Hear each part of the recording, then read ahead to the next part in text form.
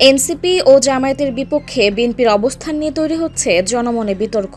একদিকে বিএনপির বহুদিনের পুরনো জোটসঙ্গী জামাত, অপরদিকে গণঅভ্যুত্থান থেকে উঠে আসা নতুন দল এনসিপি।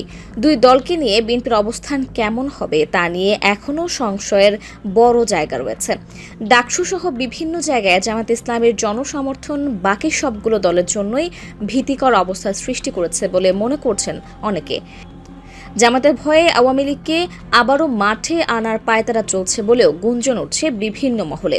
এ বিষয়ে কি বলছেন দলীয় নেতারা?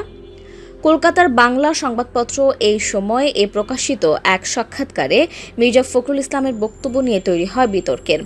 এক প্রশ্নের জবাবে মির্জা ফখরুল বলেন, জামাত যত বড় না শক্তি, আমরা অকারণে তার চেয়ে বেশি গুরুত্ব দিয়েছি। পিয়ার পদ্ধতিকে বিএনপির ওপর চাপ সৃষ্টির কৌশল বলে উল্লেখ করছেন তিনি। বক্তব্যের এক পর্যায়ে তিনি বলেন, জামাত বিএনপির কাছে 30টি আসন চেয়েছে, তবে বিএনপি তাতে আগ্রহ দেখায়নি।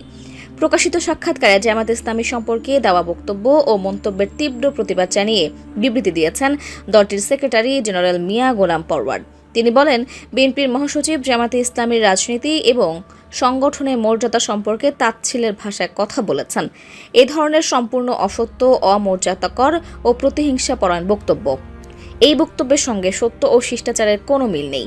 বিএনপির কাছে 30 আসন চাওয়ার দাবি প্রত্যাখ্যান করে দিয়ে গোলাম পরওয়ার বিবৃতিতে বলেন, কারো কাছে আসন চাওয়ার রাজনীতির সঙ্গে জামাত ইসলামের বর্তমান সময়ের দূরতম কোনো সম্পর্ক নেই।